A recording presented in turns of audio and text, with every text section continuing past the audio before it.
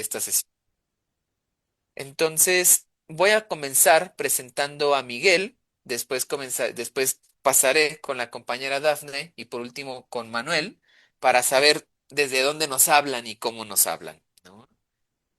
Pues el doctor Miguel Ángel Morales González, ¿no? Es licenciado, maestro y doctor en psicología por la Universidad Nacional Autónoma de México.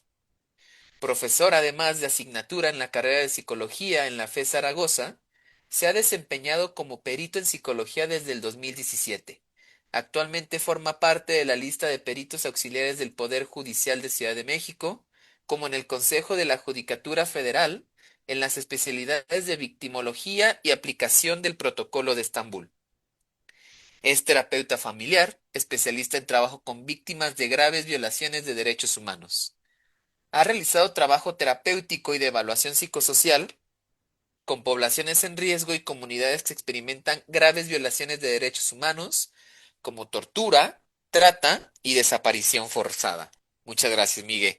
Además, tengo el honor de llamarlo amigo. Es una excelente persona. Tenemos también a la maestra Dafne Rodríguez López, antropóloga con trayectoria en investigación social, tanto cualitativa como cuantitativa, especializándose en estudios interdisciplinarios sobre salud y migración. Su formación académica incluye una licenciatura en etnología y una maestría en ciencias antropológicas por la Escuela Nacional de Antropología e Historia, la ENA. Actualmente es doctorante en ciencias antropológicas en la misma institución, complementando su perfil con una maestría en teoría psicoanalítica por el Colegio de Psicoanálisis Lacaniano. Actualmente trabaja el tema de la migración venezolana en tránsito por México, enfocándose en explorar las formas de elaboración subjetiva en un escenario migratorio marcado por el desgaste físico y emocional, pero también por la agencia, la creatividad y los vínculos solidarios. De igual forma, investiga el auge de la derecha en Estados Unidos y las implicaciones que tienen estas en los migrantes. Por último, pero definitivamente no menos importante, tenemos al maestro José Manuel Navarro Maciel, psicólogo del CUCS del Centro Universitario de Ciencias de la Salud de Guadalajara, Jalisco, maestro en gestión de la seguridad y salud en el trabajo y becario CECITI en el doctorado en Ciencias de la Salud Pública en la Universidad de Guadalajara. Como consultor independiente, se especializa en la implementación de la NOM 035 STPS 2018, reclutamiento y selección personal, diseño de capacitaciones y gestión de seguridad y salud laboral, con experiencia en instituciones como el Consejo de Cámaras Industriales de Jalisco. En el área clínica, ofrece psicoterapia para adultos con enfoque cognitivo, conductual, contextual, y sus líneas de investigación se centran en los factores psicosociales y la experiencia del padecimiento en distintos entornos, con participación como autor y coordinador de publicaciones sobre esos temas. Entonces, sean bienvenidos y bienvenidas. Y pues nada, le damos la voz al doctor Miguel y que nos explique el día de hoy en esta conferencia que estamos listos para escuchar. Adelante, Miguel. Y pues muchas gracias, amigo Edgar y colegas que nos acompañan. Muchas gracias por la invitación. Este ejercicio, cuando me lo planteaste, pues a mí me emocionó mucho. Ya desde de entrada el nombre, pues nos debe significar en el momento que vive nuestro país pues una ventana de posibilidad de cambiar la situación que vivimos, ¿no? La violencia, las situaciones límites en las que pues, se encuentran la mayoría de las personas. Entonces, hablar de memoria para mí es una invitación a reflexionar pero también a generar, pues, la posibilidad de transformar nuestras condiciones. El tema que les preparé está pensado para que yo les platique 35 minutitos del trabajo que he realizado a través de, pues, acompañar a colectivos de búsqueda, pero no tanto porque yo pueda compartirles una verdad, sino creo que ha sido la acumulación de experiencia que las familias de buscadores me ha compartido a través de su praxis, a través de que ellas son las que han salido al campo, ellas son las que andan ahí caminando en los cerros, tomando este los diferentes lugares de memoria para pues reivindicar, ¿no? Reivindicar a sus seres queridos y sacarlos de esta estigmatización en las que pues se quieren sumir, ¿no? Los quieren sumir. Bueno, preparé una breve presentación, si me apoyan si me permiten compartir la pantalla.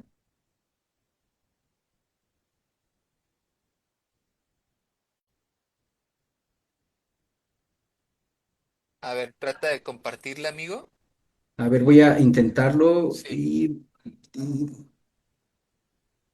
a ver, aquí ahí le envié la solicitud.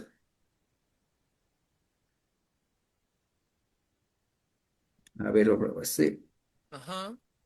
Ok, parece que ya.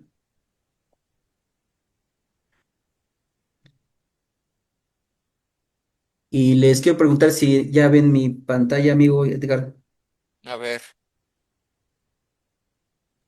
Sí, Sí, ya, ya se ve. Ok, bueno, pues esta conferencia se ha titulado El proceso de memoria en el acompañamiento a familiares de personas desaparecidas. Ha sido el trabajo como les comentaba, pues he elaborado, pues sobre todo porque el colectivo Buscadoras del Negolón me adoptó en el trabajo de doctorado que realicé y a través de ese acompañamiento, pues podemos ahora hacer plantear una serie de reflexiones de qué tenemos o qué podemos hacer, pues para pues generar una memoria que dignifique a sus seres queridos, ¿no? Bueno, quiero empezar esta conferencia compartiendo la ficha de búsqueda de Luis David Martínez Cervantes. Él es un muchacho que fue desaparecido el 19 de julio del 2020.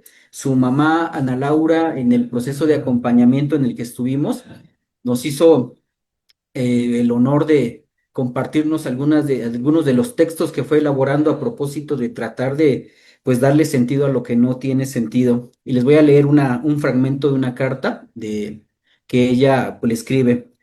Él desaparece el 19 de julio y ella escribe esta carta el 26 de julio del 2021.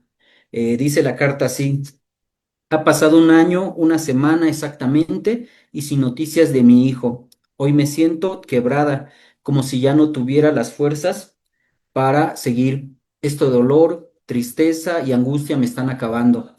Cada vez lo siento más intenso, como si ya no pudiera más. Sé que no debo rendirme porque aún tengo que seguir en tu búsqueda.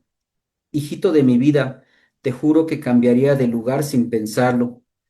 No sé si vives, si tienes hambre, si te duele algo. Sé que donde estás piensas en mí y me necesitas, igual que yo. Te prometo que te voy a encontrar con la ayuda y bendición de Jehová. Vuelve a mí, te necesito para que mi corazón ya no esté hecho pedazos. ¿Sabes, hijito? Necesito verte, abrazarte, que esta maldita pesadilla termine, que el día de mañana digamos que por fin acabó este mal sueño. Pienso cada instante en ti, me haces falta, no soy nada si no estás conmigo. Eres mi hijo mayor quien me dio la dicha de saber lo que es ser mamá, que día a día alegrabas mis días. Hoy no puedo decir lo mismo, ya un año sin ti, y te extraño como no tienes idea.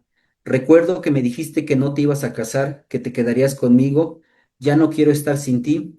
Por favor, llévame contigo.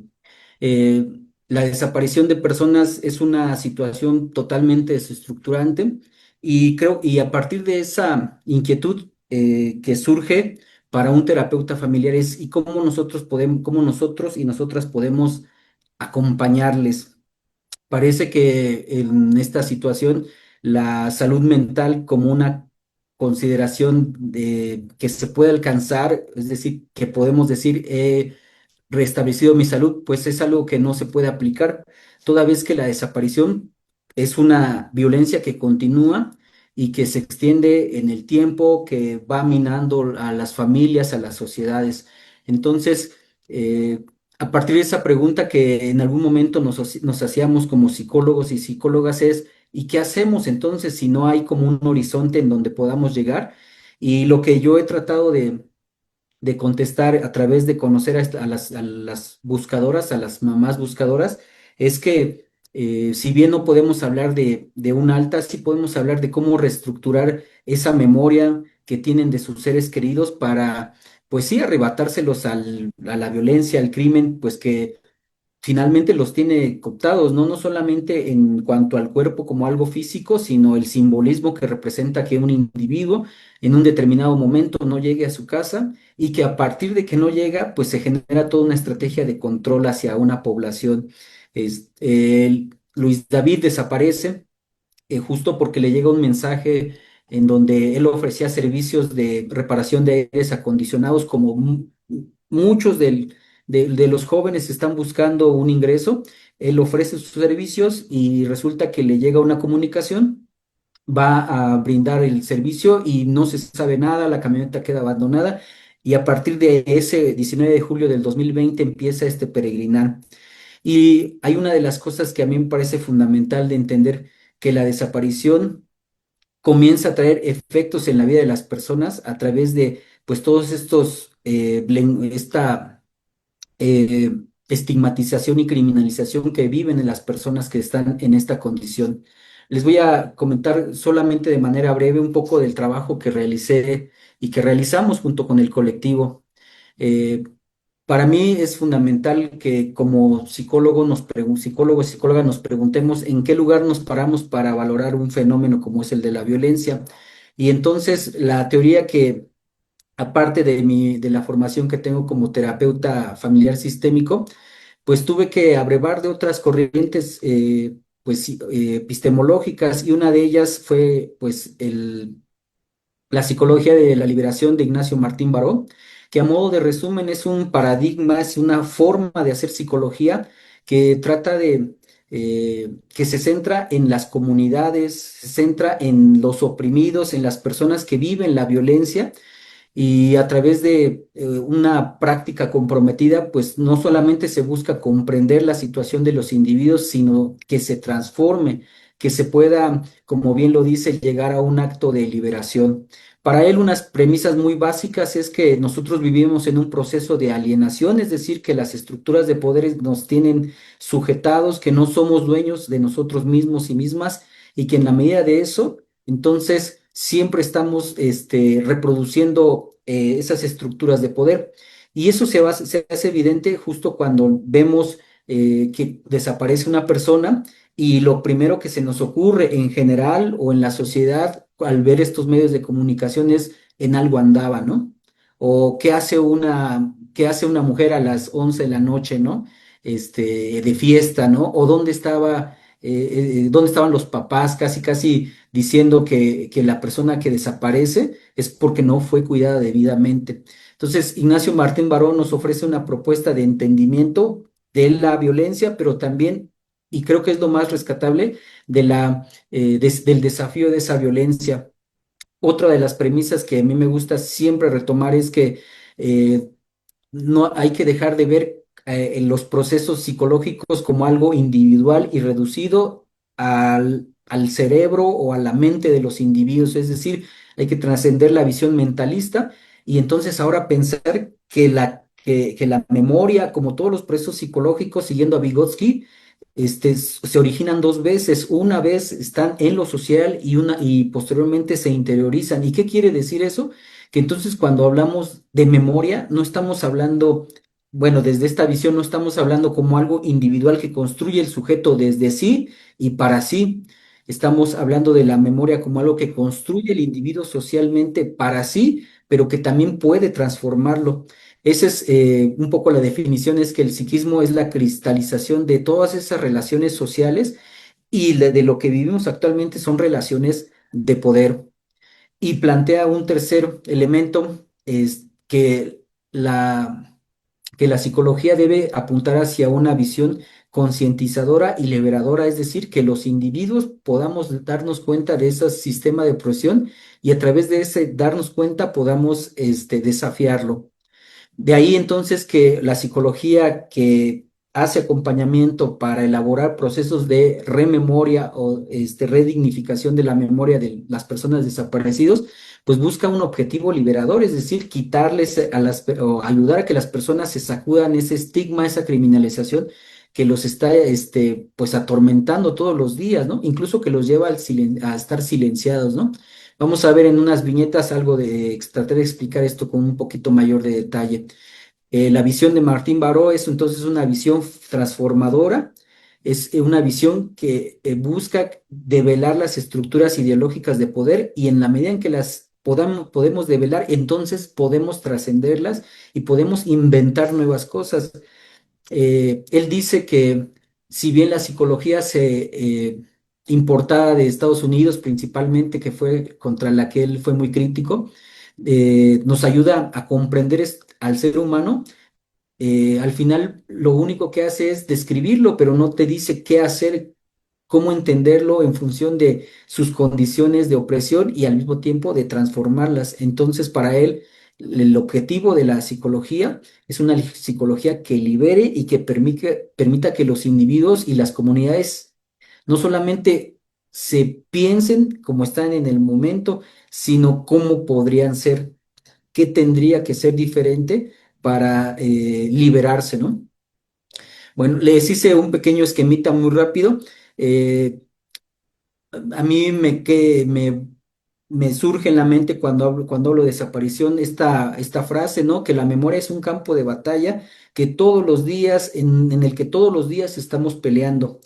Todos los días hay un bombardeo informativo que tiene intereses ideológicos de colocar a los individuos en un lugar, en el lugar, pues de opresión. Entonces, Ignacio Martín Baró desarrolló una crítica para entender la desigualdad social y él plantea que hay en los contextos de extrema violencia, hay algo que se conoce como la guerra psicológica y plantea tres elementos básicos. Dice, tras de una información siempre hay un trasfondo ideológico y nos plantea, tú escuchas que en un noticiero dice, se llevaron tres, cuatro jóvenes, pertenecientes al crimen organizado, ¿no? Entonces, cuando esa noticia se reverbera, se reproduce una y otra vez hasta el cansancio, nosotros debemos preguntarnos a quién le sirve o quién evalúa, o determina que esa información como tal es verdadera. ¿A quién le sirve, por ejemplo, despoblar un cierto territorio para que pueda entrar una minera, ¿no? ¿A quién le sirve catalogar a los estudiantes como revoltosos y no como sujetos de derecho y que pueden hacer una movilización social? En la guerra psicológica se crea una visión de enemigo y entonces la idea de crear un enemigo, que es como seguramente ustedes lo conocen, es cuando ya lo tienes, entonces tú le puedes hacer lo que quieras. Hay una cierta justificación a propósito de lo que puedas hacer con ese cuerpo, con esa persona y en la desaparición forzada con el cuerpo, ¿no? Cuando dicen desaparecieron, entonces con los mitos, los malandros, los que andaban en malos pasos, hay como un cierto permiso, ¿no? De decir, entonces, pues es prescindible, y si ese es mi enemigo, pues entonces hay que acabarlo. No solamente acabarlo, sino exterminarlo, ocultarlo, llevarlo a la desaparición. Eh, en el mundo que vivimos con redes sociales y con todo lo vertiginoso de la información, vemos que hay mensajes que se repiten una y otra vez, que están ahí reverberando en las redes sociales, en los medios de información, que estigmatizan a las personas. También hay una saturación, es decir, apenas estás procesando una noticia y de repente ya viene la otra, y todo eso va creando estructuras de sentido para las personas que nos llevan a una situación pues totalmente caótica. Uno es incapaz de valorar la información, no porque le falten estructuras, incluso la capacidad de hacer una crítica, sino porque el volumen de información es tan grande que termina uno por pues llegar a la confusión.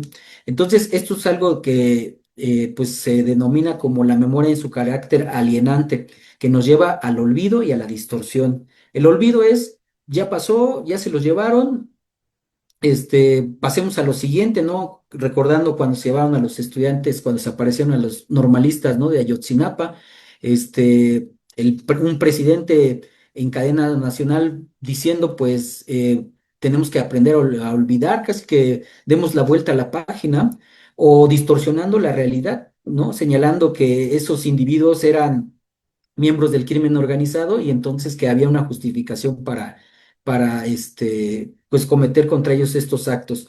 Todo esto nos lleva pues a una parálisis, a nivel social a una parálisis, o sea, esta memoria alienante nos lleva a la parálisis, a una visión fatalista, a naturalizar la violencia y a justificarla. Y a nivel individual nos está llevando a una inacción, perdón, a la confusión, a la incapacidad de dar sentido a lo que estamos viviendo, a que las personas se autoculpen y se escondan. Entonces, llega ese punto en donde dicen, a lo mejor yo no hice lo que debería y entonces me estoy ganando este castigo, ¿no? Hay una estigmatización y una criminalización y por supuesto miedo, ¿no? Aquí algunas billetas para señalar esto. Por ejemplo, a propósito del miedo, les platico brevemente que doña Katy o Catalina tiene a su hija desaparecida, 13 años de desaparición. Y cuando estábamos en la entrevista, en los primeros momentos en donde pues ella empieza a narrar cómo fue este peregrinar, pues una de las cosas que ella tuvo que hacer frente es al miedo de que paralizaba, ¿no? En la viñeta dice así, dice, de hecho, sí supe de otras personas desaparecidas, haga de cuenta que están personas que las personas están peor que uno. Dice ella, yo sí he tenido miedo, siempre he tenido miedo, pero al grado en que esas personas, pero no al grado que esas personas nos narra que conoció una, dice, conocí a una que a su nieta no la registró, no la puso en la escuela, no busca a su hija porque tiene miedo y otra señora grande que ya falleció, también su hija se le pierde el mismo año que se me pierde la mía, o no me acuerdo si fue el mismo año o en el siguiente, porque eso ya fue en enero y también se quedó como una niña y tampoco se atrevió a andarla buscando, no anda más allá, no nada más allá, sabía que la tenía perdida. Es decir, que aquí vemos cómo ese miedo pues se apodera de las personas y los lleva a 5 10 12 años donde la desaparición está pues silenciada. Y esto tiene que ver con cómo se creó una narrativa a propósito de que quien desaparece en algo andaba, ¿no? Y si en algo andaba, entonces las familias pues también viven esa situación. Este, Nos dice Luisa, otra de las fundadoras del colectivo Buscadoras Nuevo León, dice, la gente siempre pensaba, está mal, lo que decía de quien está desaparecido es porque andaba mal, entonces yo no quería que dijeran eso de Nicolás. A mí me podía mucho que alguien hablara mal de él, no lo subía ni al Facebook ni a nada. No sé si será un mecanismo de defensa o algo de protección, ese miedo de que la gente me dijera algo más porque sentía que ya no tenía mucho dolor, que ya tenía mucho dolor, que ya no podía más. Entonces vemos cómo esos mensajes que estaban circulando en hace 10 12 años, pues estaban determinando la forma en que actuaban las personas. Y al paso del tiempo, si bien se ha sensibilizado la sociedad, pues también hay que reconocerlo que en ciertos puntos no ha habido mucha mejora. Las víctimas de feminicidio, las víctimas de trata, víctimas de ejecuciones extrajudiciales, pues casi que por definición siguen estando en una estigmatización recurrente, ¿no? Hay criminalización, claro que sí. Esto nos lo platica Patti, una buscadora que su hijo, Cristian Giován, desaparece en Tamaulipas. Es ciudadano americano, vino a México y después iba a regresar y ya no se supo nada de él. Dice que fue a Tamaulipas. Dice, vengo aquí a poner la denuncia y me dicen, su hijo qué hacía, de seguro vendía droga. Luego las catalogan como los peores. Si es mujer, le dicen, pues andaba de prostituta, o que si va a un table, o si se fue con el novio y el muchachito andaba mal, por eso le pasó eso. Y ella nos dice, no es verdad, señoras y señores. ¿Ustedes creen que unas pequeñas de 6 o 7 años también vendan drogas? No es así, señores. Hay un problema fuerte en México. Bueno, un poco para pues escuchar y dar y ahora sí que intercambiar puntos de vista.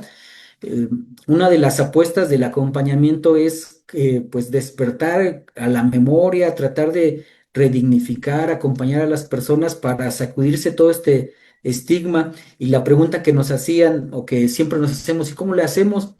Bueno, creo que es una paradoja para los que tenemos una formación en sistémica. Nosotros hablamos de ciertas paradojas en el sentido de que el mismo lenguaje te pone una trampa, ¿no? ¿Cómo dar, esto está aquí en esta pregunta, dice, ¿cómo saber que vives alienado si por definición estás en un estado donde no eres dueño de ti mismo? Es decir, ¿cómo sabes que estás alienado si no puedes darte cuenta justo de eso que te está alienando?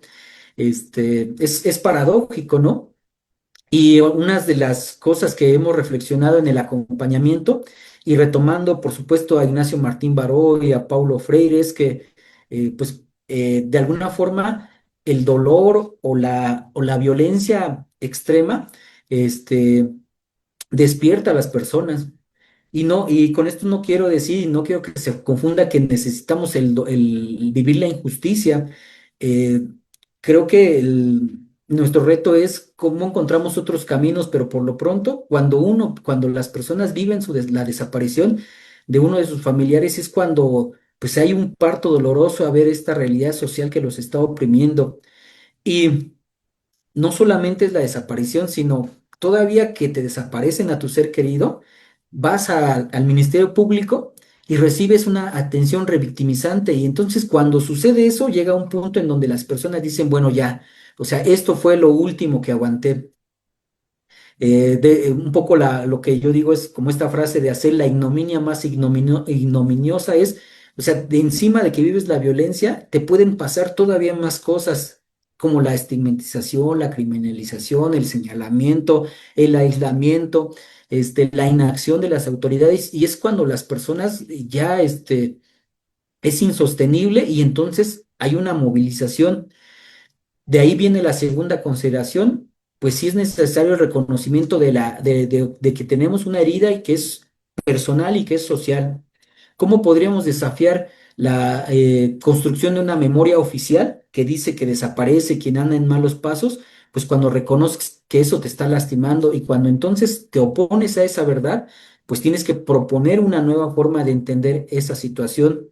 Y esto es algo de lo que podríamos denominar como el dolor que despierta a la conciencia, que la vuelve a la vida, que le da la posibilidad del contraste. Nosotros como terapeutas siempre estamos haciendo conversaciones para que la gente pase de esta visión de túnel que todo lo reduce a un marco ampliado de interpretación, y para eso entonces pues tenemos que darle contraste a esa información que vive, en la que están las personas, ¿no?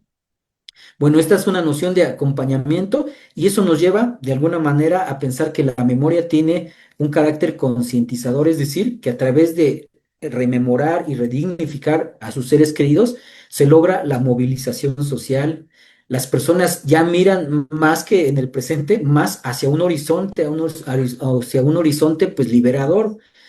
Eh, Hay una desnaturalización de ese orden social y a mí me recuerda mucho cuando las buscadoras dicen, nosotros siempre sabemos que tenemos el no.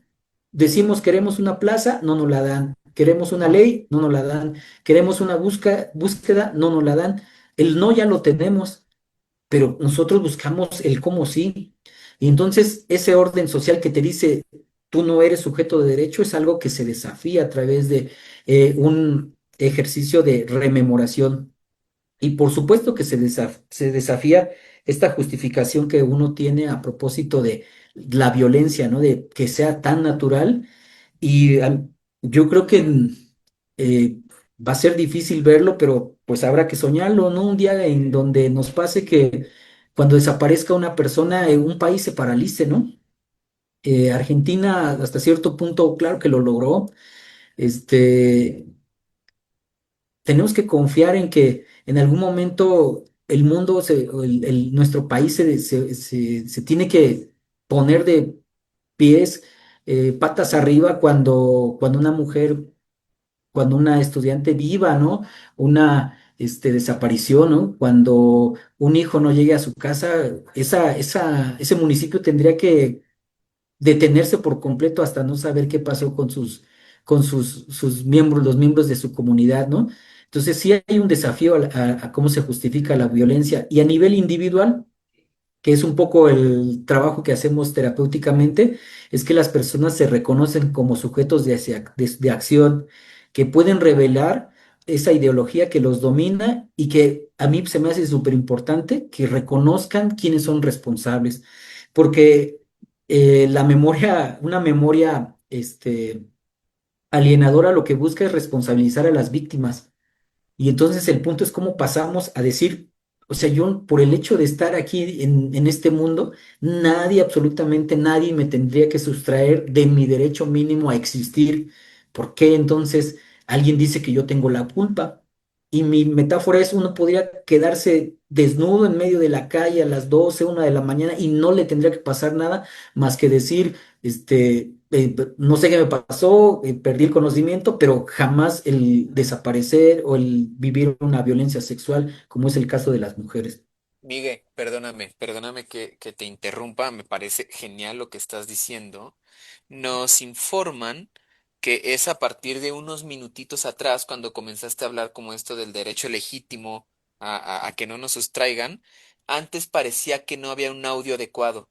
Entonces te pregunto, ojalá que sí se pueda, si puedes quizá no recomenzar, sino decirnos los puntos más importantes, quizá de la diapositiva que tenías, cuál es tu idea de la memoria, cómo es esto de despertar la memoria, los puntos más importantes de Ignacio Martín Baró. Perdóname, pero quizá es que a mí me interesa un montón que la gente te escuche. Entonces, no tomarte quizá todo el tiempo que te habías tomado, pero los puntos que te parezcan más esenciales para poder acompañar tu discurso. ¿Cómo estarías con eso? Claro que sí, claro que sí.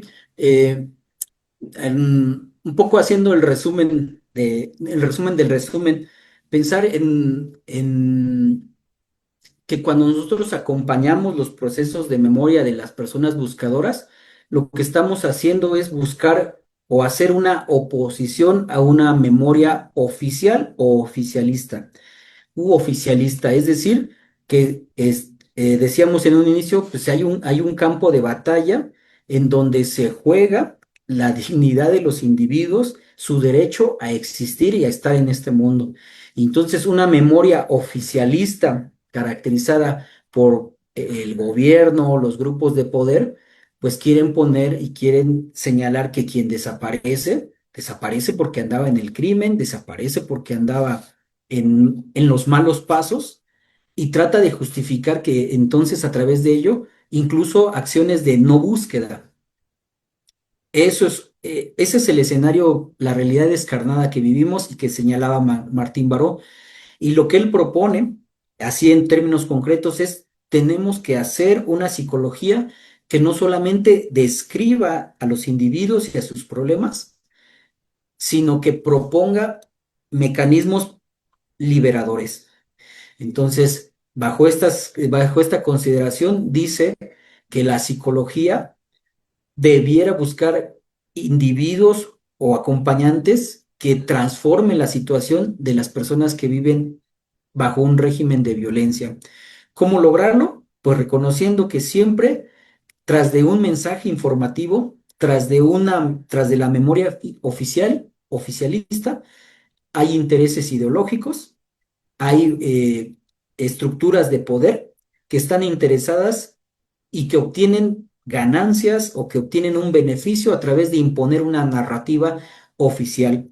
Y el ejemplo que me remito nuevamente porque es desafortunadamente lo tenemos como una ignominia en nuestra sociedad es cuando desaparecen los normalistas y dicen en algo andaban o dicen mensajes como ahí está la verdad histórica, ¿no? La verdad histórica es que fueron secuestrados por casi que por tres o cuatro este, rufianes y que cometieron todos esos actos y exculpan a las a los cuerpos policíacos, al ejército, a los intereses de políticos liados con el crimen organizado.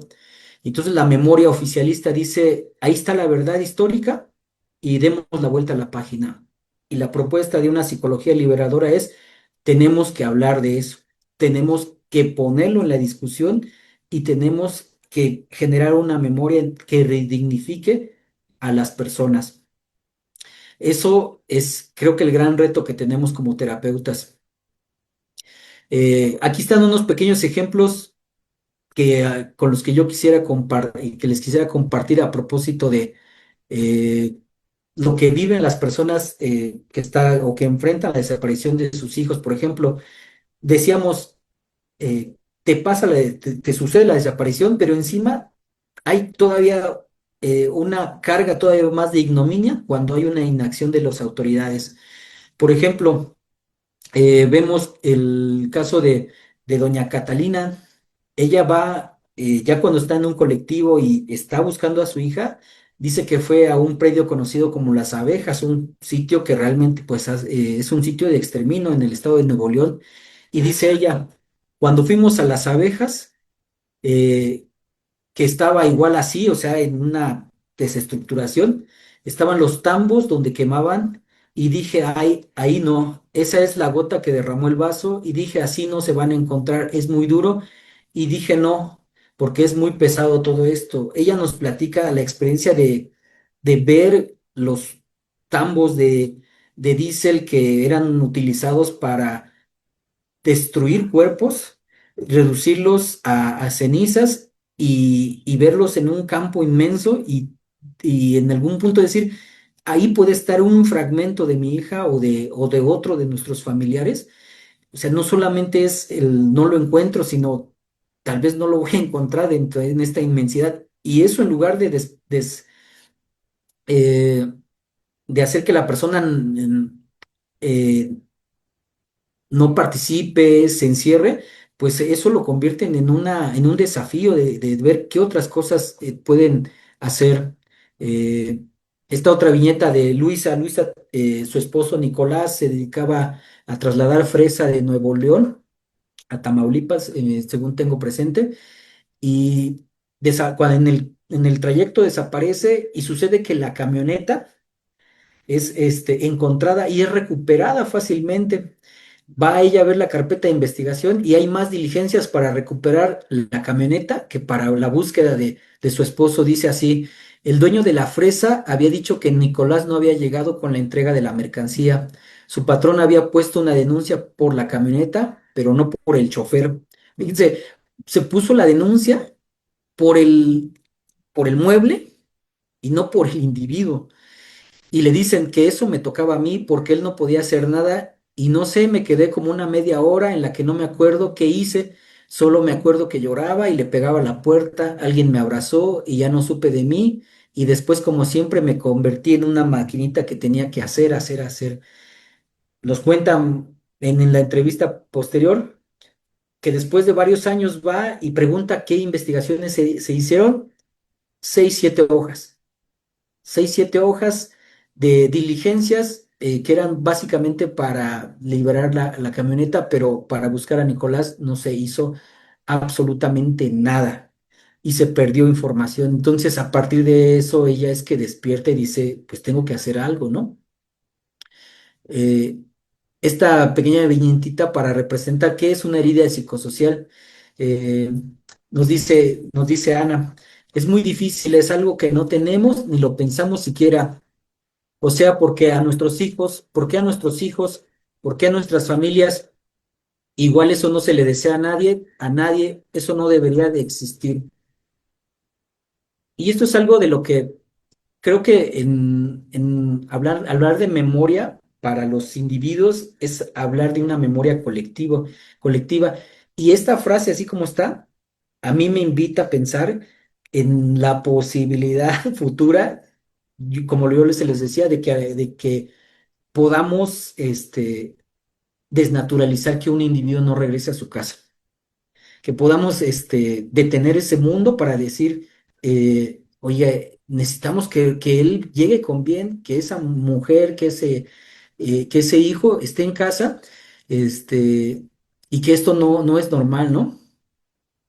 Nayeli nos dice, Nayeli pues tiene a su hija desaparecida, Ana Gabriela Nolasco, dice, me duele porque yo no la doy por viva ni por muerta, porque yo no la puedo. O sea, no, como te digo, no, o sea, no la veo muerta, no veo un cuerpo para identificarla, no la veo viva tampoco para asegurarte que ella esté viva. Nada más quienes lo vemos sabemos cuánto dolor, da dolor ver la foto de tu hijo en una manta y que diga desaparecido, y quieres agarrarlo de la foto y sacarlo de ahí. Entonces, el dolor que se representa, pues se convierte en un agente de transformación de la condición. Y vuelvo a repetir, tal vez no me vieron al principio bien, pero ahora lo repito, no estamos diciendo que el dolor sea este algo que la gente tendría que reivindicar por sí mismo. ¿Quién de estas personas puede decir que la desaparición le cambió la vida positivamente, aunque han hecho muchas cosas? La mayoría dice, yo preferiría haberme quedado en mi casa, estar con mi familia y no estar aquí. Pero, sin embargo, ante este dolor, pues tengo que convertirlo en algo. Y eso es un punto que nos ayuda a transformar nuestra situación, porque ya no es el dolor solamente por el dolor, sino es el dolor como la posibilidad de hacer las cosas, de movilizarse. La memoria pues tiene un carácter liberador, decimos en estos acompañamientos. eh, en Nuevo León está la plaza del desaparecido, y era una plaza que estaba pues semiabandonada. Hay una historia incluso hay documentales a propósito, de reportajes a propósito de ello, pero el resumen es que la plaza estaba dedicada para la tauromaquia, ahí medio sucia, entonces abandonada, y van las buscadoras de Nuevo León, antes eran otro colectivo, y llegan, lo empiezan a barrer, empiezan a pintar los rostros de sus familiares, y así como empiezan a hacer un trabajo, pues ahora resulta que el gobierno sí quiere la plaza, ¿no? Y que el gobierno dice, tiene dueño, ¿no? Y, y cuando ellas dicen, no, o sea, pues, esto es de nosotros, porque es un espacio en donde nos reunimos a llorar, a platicar nuestras anécdotas, se convierte en un espacio de memoria. Ella nos recuerda esa primera vez que fue, dice, sin saber y solamente empezar a ver que colocaban los nombres en la plaza, porque ya los habían quitado, y dice esta última frase, que llega a la Plaza de los Desaparecidos y la recibe Lulú y me abraza. Y ese abrazo fue como me hizo sentir, no estás sola, aquí estoy yo. Entonces la memoria no se realiza de manera individual, se realiza en colectivo y en lo cotidiano. Voy a irme un poquito más rápido en estas diapositivas.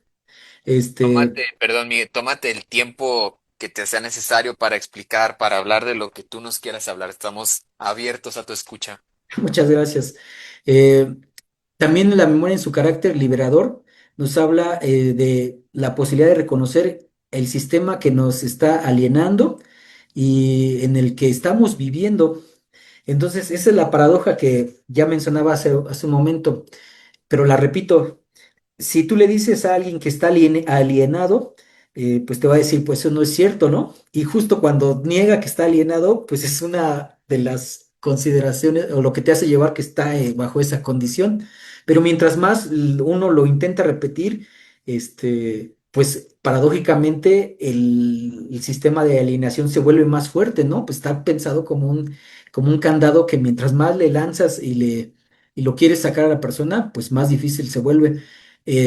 Pero no es imposible.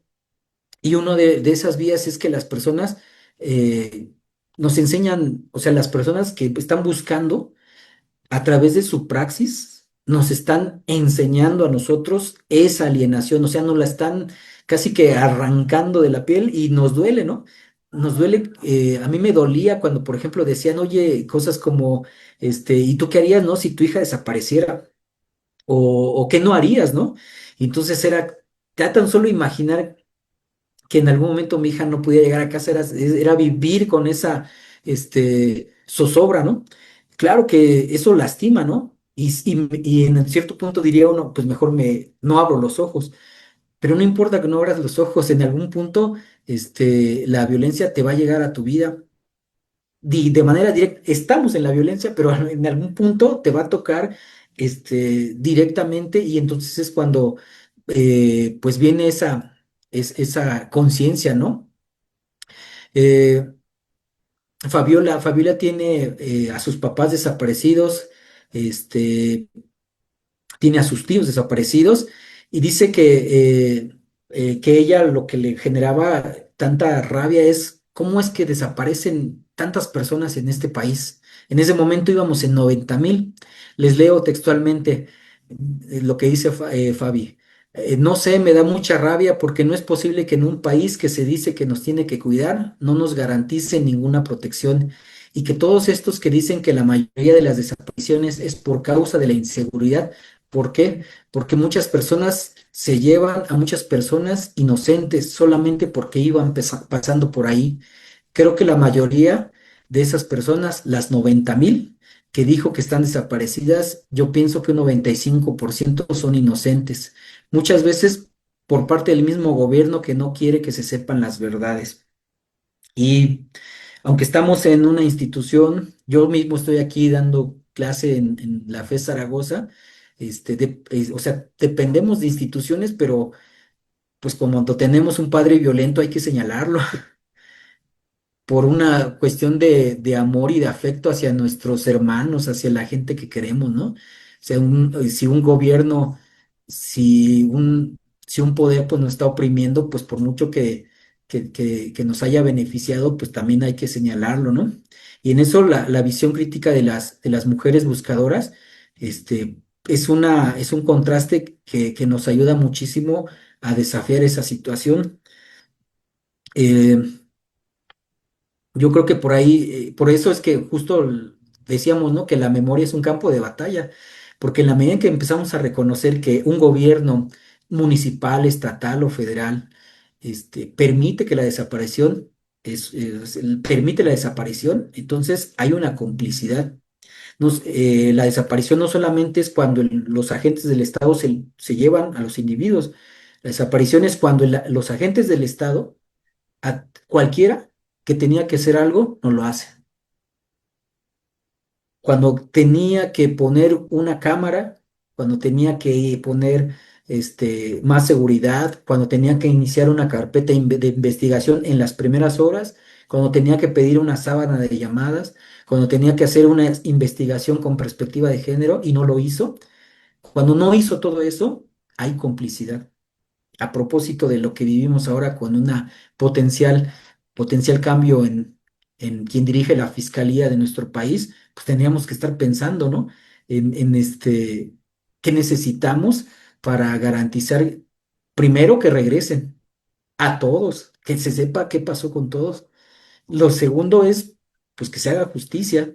Y lo tercero, que no vuelva a suceder.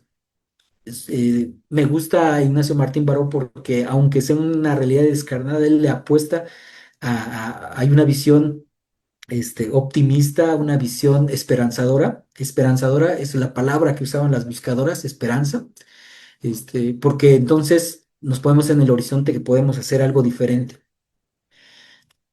Bueno, para contarles una anécdota, doña Katy es una señora de la tercera edad que se dedicaba a vender súper trabajadora, de esas personas Nuevo León que hacen lo que sea por su familia. Desaparece su hija, se queda con los niños, los cría, pero aún así se va a las búsquedas, va a la plaza, camina a los cerros. O sea, es una admiración tremenda la que yo le siento, y un cariño profundo. Ella en la entrevista, yo le preguntaba que por qué creía que pasara esto y me responde de esta manera, dice, pues es que a veces yo digo que ya ni se le halla, ¿de qué manera? Ahora sí que ya no se le entiende que porque andabas en el trabajo, que porque te saliste, que porque pasaste por el lugar de en donde no debías de pasar, por todo te pasan las cosas, ya no sabes cuál es el camino perfecto para poder pasar. Si no es así, dígame si no es así.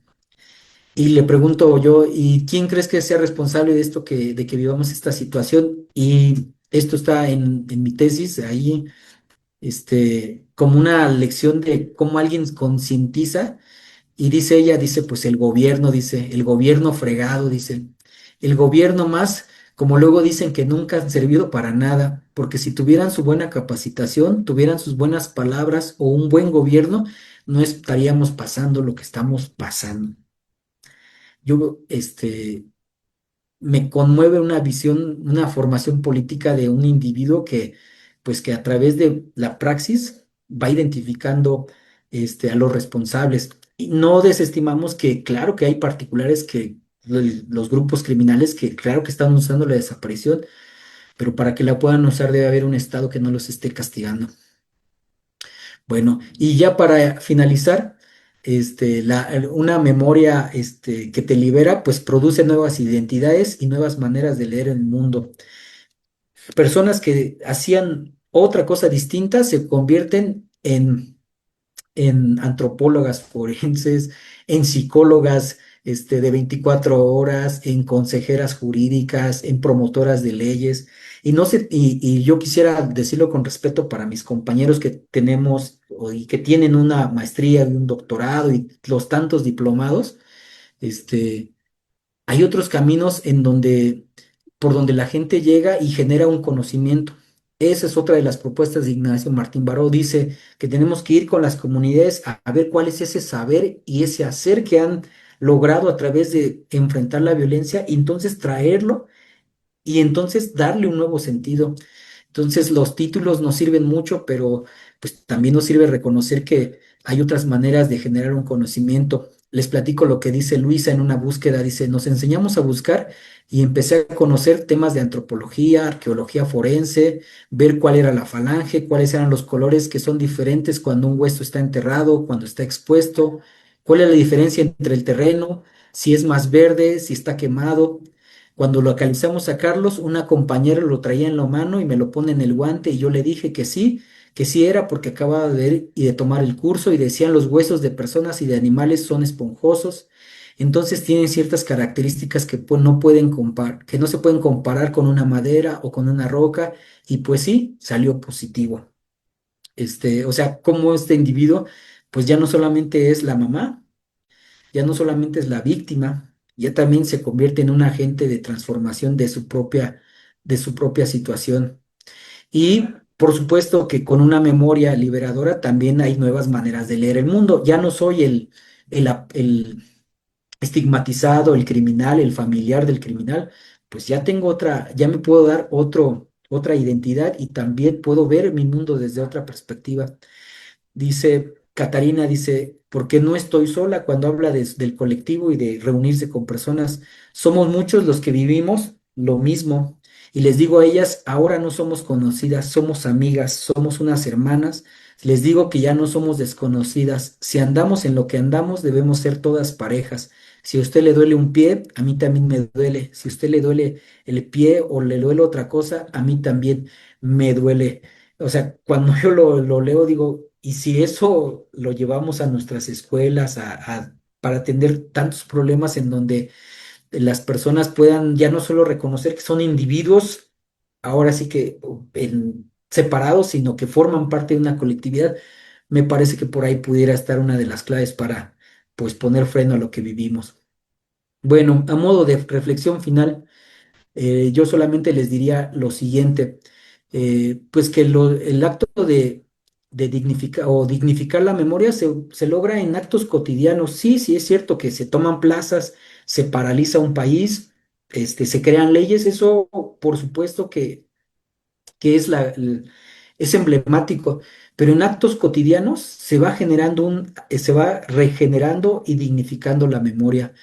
Se va desafiando esas visiones de estigmatización y criminalización. Entonces, cuando alguien dice es que andaban en algo, pues a mí me nace la pregunta, ¿no? ¿Cómo llegaste a esa conclusión, no?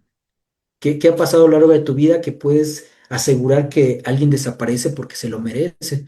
Entonces, cuando uno dice cosas tan pequeñas, ahí en lo cotidiano, es como en la memoria, pues se va creando, dignificando la memoria. Este, Segundo, que cuando las personas acompañan y buscan, ahí se está redignificando la memoria de sus seres queridos y se está desafiando los dispositivos de poder.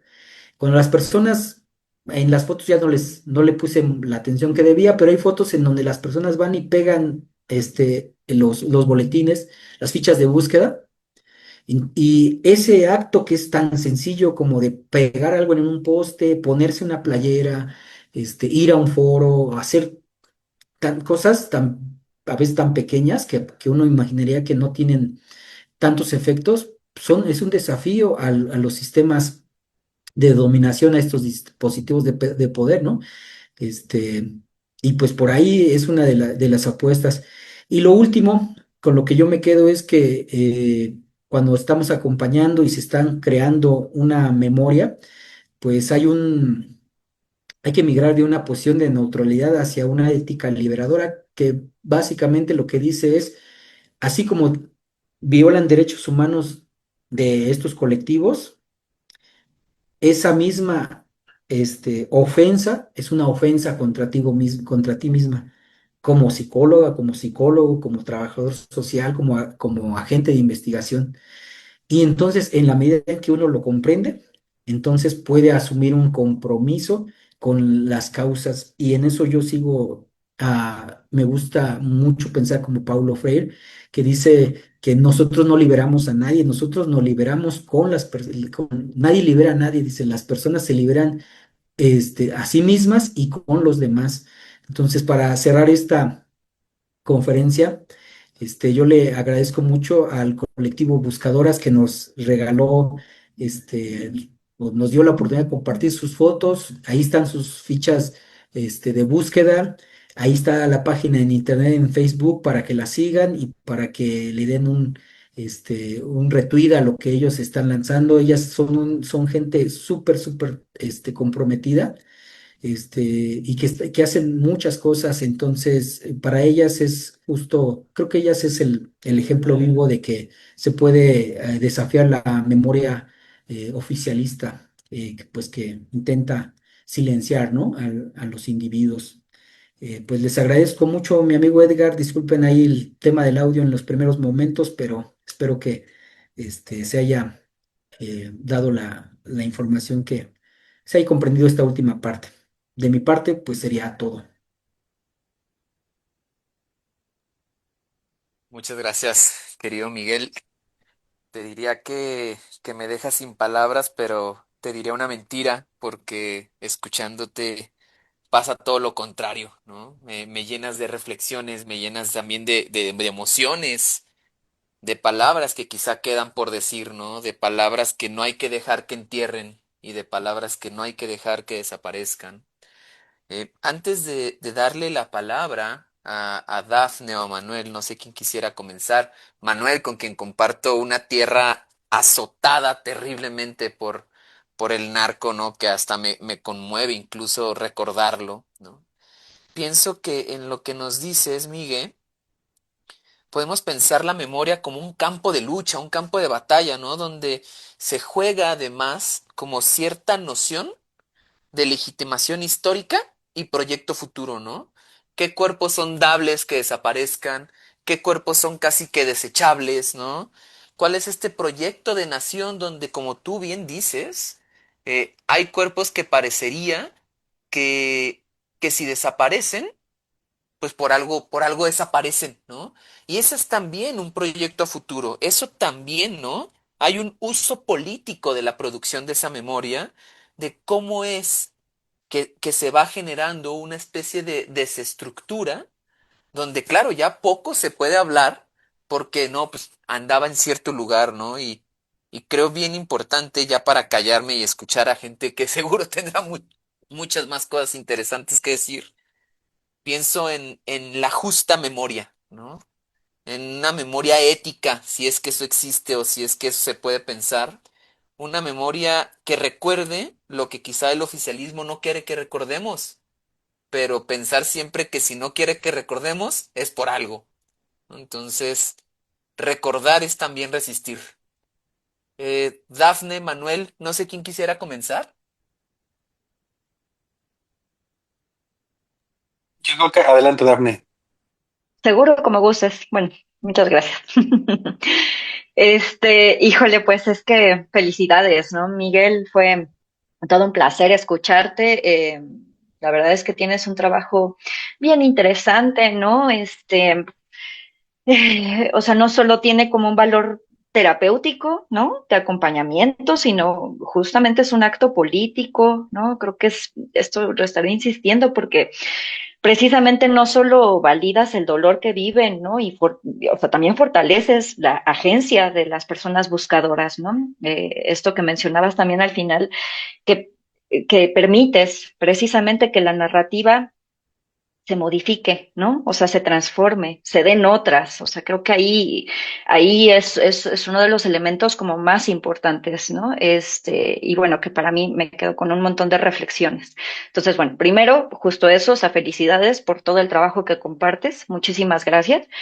Eh, y justo pues, no sé, o sea, qué decir, ¿no? O sea, es brutal, o sea, es brutal las vivencias de las personas buscadoras, de sus familiares.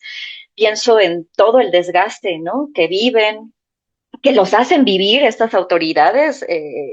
Justo me recordé también en este libro de Cristina Rivera Garza, ¿no? El verano de Lirian.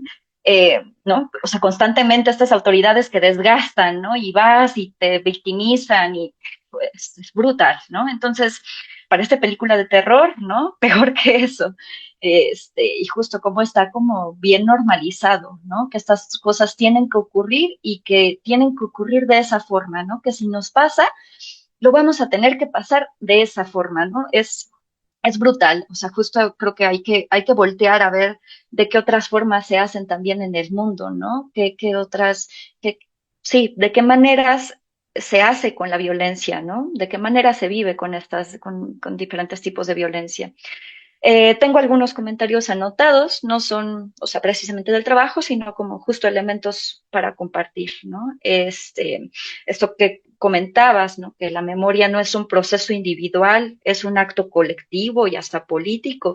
O sea, se han convertido en diferentes momentos históricos en dispositivos justo de resistencia, ¿no? Frente a esta impunidad.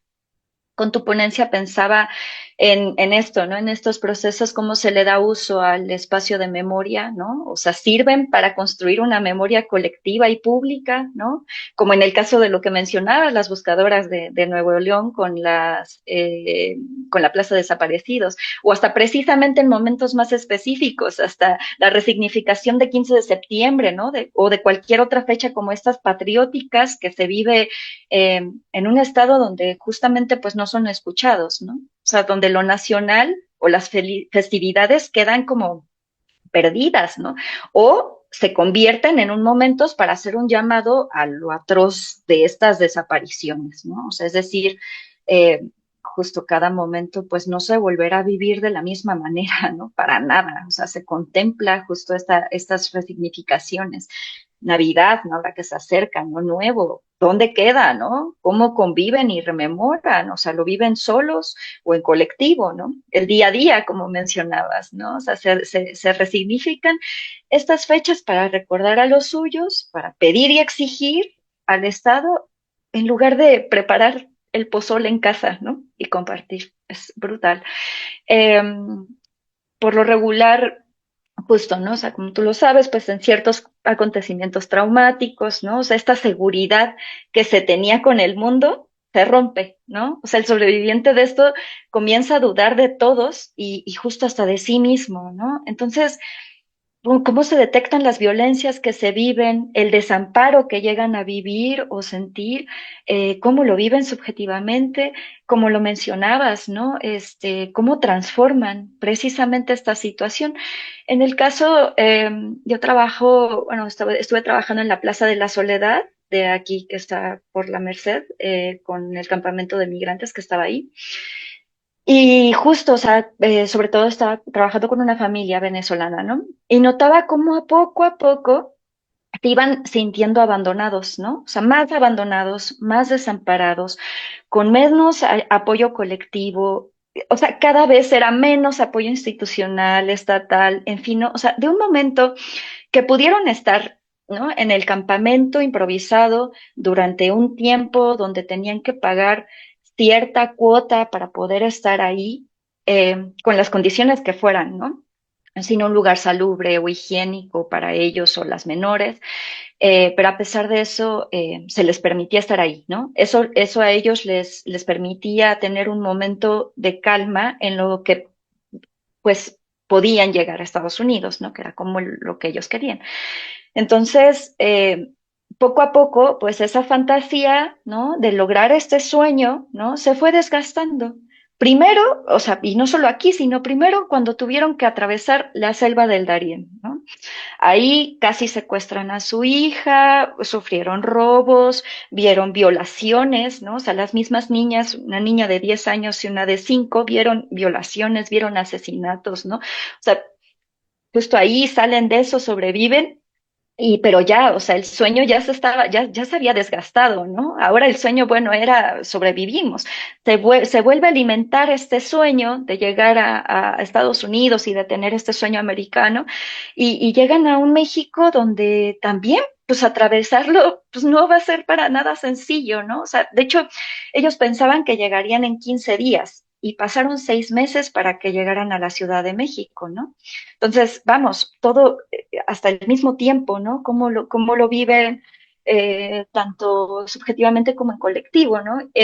Luego la entrada de Trump, la cancelación de la solicitud de asilo, ¿no?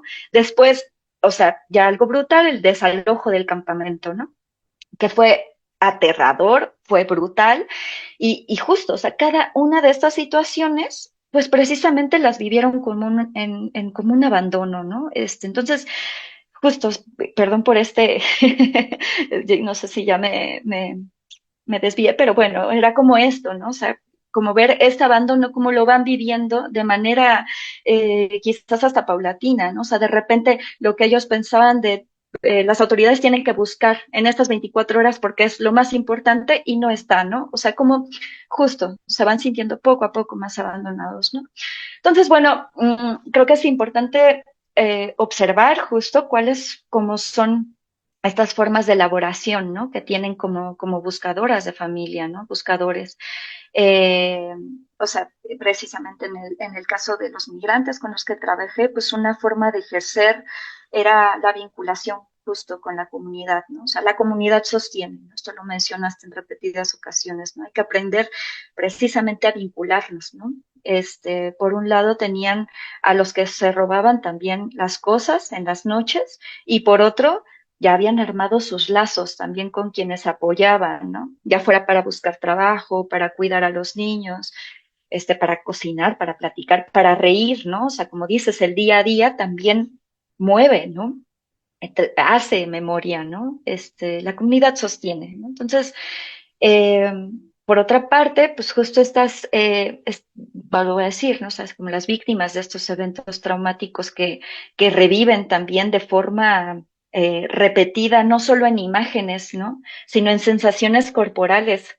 Pero dentro de todo, justo habrá que ver con qué formas como de representación podemos jugar, ¿no? Para poder dominar estos acontecimientos. Es trabajar justo hasta sobre la culpa, ¿no? Que sienten de haber traído, en el caso de los migrantes, de haber traído infantes consigo, ¿no? O justo hasta el privilegio que sienten de seguir vivos, ¿no? Y que otros migrantes pues no lo están, ¿no? Que se quedaron en el camino. Yo creo que algo así también ha de ocurrir en los casos con los que trabajas, ¿no? Entonces, eh, en este caso, pues creo que puede pasar mucho, en fin, ¿no? O sea, como la culpa de seguir ellas o ellos aquí y que sus familiares no, ¿no? O sea, cómo lo viven. Desde otro lado, o sea, justo para hablar, ¿no? Sobre lo vivido, pues ya es un proceso, ¿no? Que las memorias justo traumáticas también se puedan integrar a la narrativa, que no queden fragmentadas en sensaciones. Entonces, sobre todo estos acontecimientos, ¿no? Que se inscriben en torno a una vida de muchas experiencias de diferentes tipos, ¿no? O sea, lo que viven como traumático precisamente no es el núcleo, ¿no? Que organiza la vida. Hay que darle entrada como a lo más en su historia, ¿no? Un elemento que también tienen otras cosas, ¿no? Que queda ahí, ¿no? En el lugar donde están y sus familiares no. Entonces, justo pienso como en eso, ¿no? Sería reconstruir eh, lo que mencionaba, ¿no? O sea, de la posibilidad de narrar, ¿no? Esto traumático también de otra forma, ¿no? Eh, y bueno, no sé si quieran que continúe o le damos como quisieran. Adelante, adelante, Sí, adelante. sí, ok.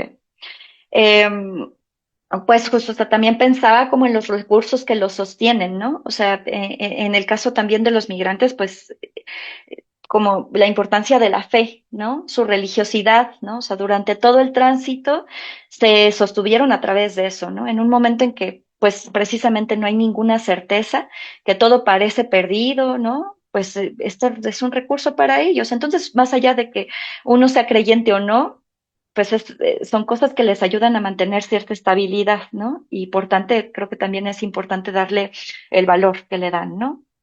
Entonces, en este tipo también de casos, o sea, justo qué pasa, ¿no? Se pierde la fe, se relabora, ¿no? Y ya justo otra herramienta que me parece que tiene un proceso similar a las personas con las que trabajas es la cuestión de manifestarse, ¿no? Lo mencionaste más bien. eh, Justo les permite sostenerse dentro de esta lucha por una vida mejor, ¿no? Pero por mejores condiciones. Esto lo vi sobre todo en Tijuana, ¿no? Pero que tenía un papel significativo, o sea, levantar la voz, impulsar las movilizaciones en contra de algo que les afecta, les permite precisamente dar un sentido, ¿no? Y formar parte de un entramado ahí de redes que sostiene. Entonces, nuevamente la comunidad sostiene de muchas formas, ¿no? El propio acto de buscar y no solo de buscar, sino de buscar acompañados, permite, ¿no? Que se transforme radicalmente la naturaleza de la memoria, sus actos, sus acciones, apuestan por esos cambios y no olvidemos que ningún cambio viene por sí solo, ¿no? Sino justo pues los cambios se buscan y se luchan. Entonces, sí, se teje así justo una memoria, ¿no? Una memoria también colectiva. Eh, También es que justo aquí tengo otras cosas, pero no, creo que sí, voy a darle la palabra a Manuel. Creo que aquí lo voy a dejar un poquito. Pero muchísimas gracias, Miguel. O sea, la verdad es que yo estoy muy contenta por haberte escuchado.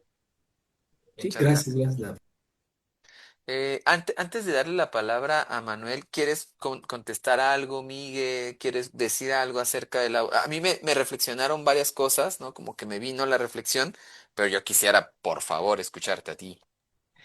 Sí, pues solo brevemente, así como Daphne hizo este acompañamiento con migrantes, yo digo que son procesos de acompañamiento porque pues ellas están en su camino, están haciendo cosas, están pues luchando, sí, por su vida, ¿no? Y por su derecho a existir, y uno va acompañando y se parece mucho a lo que pasa con las víctimas de desaparición con los familiares, porque justo la violencia casi que los corta con con tijeras similares, ¿no?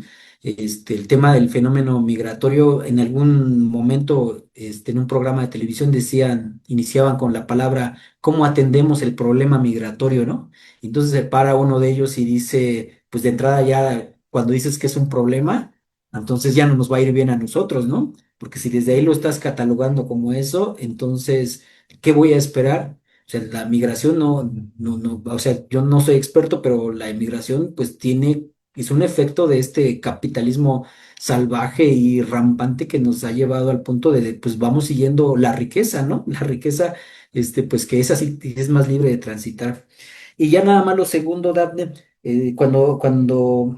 fíjate que el pensar a las personas buscadoras como sujetos políticos, a mí se me hizo una experiencia novedosa y lo digo con mucho respeto para nosotros como profesionales de nuestras áreas. En muchos sentidos, ellas me mostraron que van adelante, de muchos y de muchas, y lo digo con respeto para mi gremio de psicólogos y psicólogas cuando llegaban a la atención y el psicólogo les decía, va, pues vamos a escribir una carta y le vamos a prender fuego y las cenizas las vamos a enterrar, ¿no? Y ellas mismas decían, oye, pues, ¿qué te pasa, no? Y entonces les enseñaban a los psicólogos que no había un cuerpo, que el duelo no se podía seguir de una manera cotidiana y los mandaban casi que a estudiar y a ver las implicaciones de esas prácticas, ¿no? Entonces, aquí yo lo que veo es que incluso va un poquito al revés, ¿no? Que ellas van adelante y nosotros vamos ahí como siguiéndoles y recogiendo esos saberes. Entonces, por eso les agradezco muchísimo a ellas porque, en la medida en que ellas hacían cosas, yo iba descubriendo, ¿no? Y yo iba tratando de darle sentido con las herramientas que tengo, obviamente, ¿no? Desde mi saber como psicólogo. Y cuando eso pasa, creo que se da se hace una sinergia, que tanto ellas obtienen, o sea, ellas hacen cosas como también la psicología, obtiene, nuevos marcos de interpretación para transformar nuestra situación, ¿no? Entonces, muchas gracias por tus comentarios, Dafne. Qué potente esto que mencionan. Cuando, cuando dices, Miguel, ¿no? Esta parte de qué vamos a hacer con el problema de la migración, pienso en cómo las palabras, ¿no? Nos conducen, aún sin saberlo, a una especie de fetichización de la condición social actual, ¿no? Una fetichización hacia la manera de Marx, donde nos olvidamos que es algo construido y parecería que el orden natural de las cosas es que ciertos cuerpos desaparezcan, mientras que otros cuerpos parece que no son tan susceptibles de esta desaparición, ¿no? Cuando, cuando les escucho, además, yo llevo 2 hojas escritos, así que voy a procurar también rápidamente pasar la voz a Manuel, ¿no? Cuando Dafne dice, ¿qué queda ahí? ¿No? ¿Qué queda ahí? Pienso la manera en la que empalabramos el mundo, ¿no? A la forma de Luis Douche, donde dice que empalabrar el mundo es ponerle sentido y símbolo a eso que vivimos, ¿no? Y a estas sujetas políticas, porque aquí, no sé qué piensen ustedes, el cuidado, ¿no? Tiene un cuerpo generizado socialmente como mujer. ¿No? Entonces, cuando estamos pensando en todas estas cosas interseccionales que atraviesan el cuerpo que busca, ¿no? Y el cuerpo que busca un cuerpo rodeado de afectos, pues, ¿qué es lo que sucede ahí, ¿no? Yo tengo una pregunta para ti, Miguel, te la haré si nos da el tiempo, si no, no tengo ningún problema. Pero antes de darle la palabra a Manuel, yo quisiera recordar un poquitico las palabras de Allende, ¿no? Cuando decía, es falso que la justicia tarda pero llega, ¿no? Porque la justicia cuando no llega a tiempo ya es injusta. Entonces, adelante, Manuel, adelante. Bien, pues, bueno, yo, o sea, tengo como la cabeza hecha, mucho ruido, ¿no? O sea, creo que hay muchas cosas súper interesantes que han compartido, que me parece sumamente potente, muy valioso, y bueno, trataré de no perderme en las ideas que traigo, ¿no? O sea, que sí, es muy potente. De entrada, y antes de empezar con estas ideas, pues quiero felicitarte, Miguel. Creo que además del trabajo académico que se ve que dominas y pues es parte que- algo que te implicas mucho, parece. Más allá del trabajo académico, quiero felicitarte por esa valentía que tiene, ¿no? Me parece que tocar el dolor de las personas es sumamente retador. Digo yo, como terapeuta, o como persona que estudia el padecimiento, pues tocar el dolor de las personas es muy cansado, es doloroso también para nosotros. Y en el caso en los que tú estudias, me parece aún más, ¿no? O sea, cómo acercarte, cómo hablar con una persona que atraviesa tanto dolor, ¿no? O sea, creo que es muy valioso lo que haces, Miguel, dar voz a estas personas. Por eso quisiera, antes que nada, felicitarte.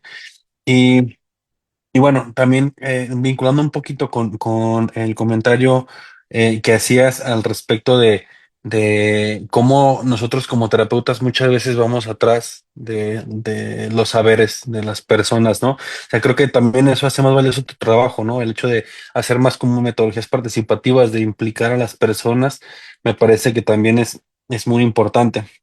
Y ahora vinculando un poquito con algo que comentaba Dafne acerca de las festividades, de cómo vivir con la ausencia de las personas, recordé, o lo vinculé un poquito con el Día de Muertos que pues, acaba de pasar hace un poco. Cuando yo puse mi altar, eh, puse pues a mi abuela, a las personas que he perdido, ¿no? A mi perrita, mi pareja también puso a las personas. Y el hecho de colocar la imagen o objetos que nos evoquen, nos lo recuerden pues tratar de honrar la memoria de ellos, pues para nosotros que hemos vivido como un duelo, ese es muy doloroso, digo, no puedo imaginar el hecho de tomar esa decisión, si incluyo o no incluyo una fotografía de la persona que desapareció.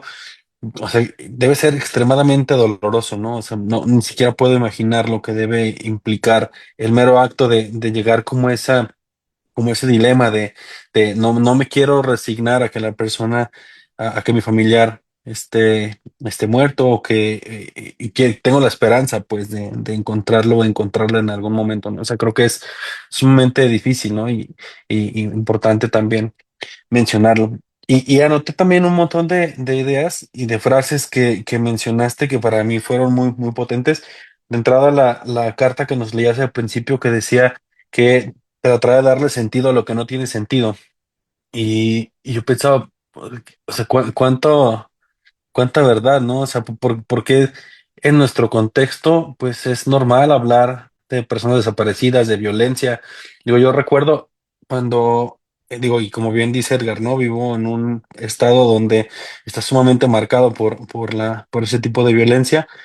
Y yo no sé, Edgar, si recuerdes cuando estábamos en la licenciatura, cuando empezaba la violencia a ser más visible, teníamos una clase con un profesor, se llamaba Curiel, que era nuestro profesor de filosofía, epistemología y demás, y, y justo en ese momento hubo narcobloqueos en la ciudad. Entonces, toda la ciudad entró como en una histeria colectiva, ¿no? O sea, todo el mundo quería correr a resguardarse en sus casas por narcobloqueos, que no quiero minimizar, porque justamente es eso, ¿no? O sea, cómo con el paso de los años podemos hablar de encontrar fosas con 300 cuerpos en bolsas de basura cerca bueno, las noticias sensacionalistas hablan de que cerca del estadio mundialista, pues la verdad es que está más cerca de la zona militar, ¿no? Que de otra cosa. Entonces, o sea, ¿por qué normalizamos este tipo de situaciones o por qué es algo normal? O sea, el hecho de que he hecho tratar de darle sentido a lo que no tiene sentido, porque justo no tiene sentido, no tendríamos por qué estar tratando de construir este tipo de situaciones, ¿no? Bueno, eso a mí me pareció muy, muy, muy, muy potente. Eh, Otra cosa que a mí me estalló en la cabeza cuando lo dijiste fue, no recuerdo las palabras que utilizaste, pero yo lo vinculé con un poco la salud pública y la salud ambiental, que decías que a quién le sirve el discurso de desaparecer personas, de que quien anda, que si desapareció fue porque andaba en malos pasos, se dedicaba a la venta de sustancias, y un sinfín de etcétera, ¿no? Te me preguntabas que a quién beneficia luego para hacer minas, y lo vinculé con este concepto de la salud ambiental y pública, que es la zona de sacrificio, ¿no? Y que en este contexto se vuelve un poco más literal, o sea, es indignante y me explotó la cabeza porque también lo mencionaba Edgar, ¿no? ¿Qué cuerpos son pues propensos a desaparecer, a desechar, a poner en bolsas de basura o el campo de exterminio que hubo acá en el rancho Izaguirre, ¿no? O sea, donde además cuando lo localizaron, pues la Guardia Nacional fue, hizo una limpia, barrieron y demás como para tratar de sopesar esa parte, ¿no? Entonces, eso me llevó a reflexionar muchísimo, o sea, no lo había visto desde esa perspectiva de la narrativa, cómo nos la creemos y ni siquiera ya la cuestionamos, ¿no? Pareciera que replicamos sin cuestionar justo eso que menciona, ¿no? ¿A quién le sirve que las zonas estén pues despoblándose, ¿no? Y que bueno, justamente se da este fenómeno del desplazamiento forzado, ¿no? Por violencia o la limpieza del territorio, ¿no? Que llevan a las personas pues a migrar ya sea por el temor de que nos pueda pasar a nosotros los más cercanos, o no sé, yo pienso, digo, no soy experto en el tema de las madres buscadoras, pero pensaba, ¿no? Incluso desplazar el hogar poniéndote una mochila y salir a buscar a tu familiar, ¿no? Entonces, pues implica, creo, creo que implica no solamente el perder un familiar, sino pierdes tu hogar, tu arraigo al lugar donde habitas, ¿no? Eso también creo que es sumamente difícil de poder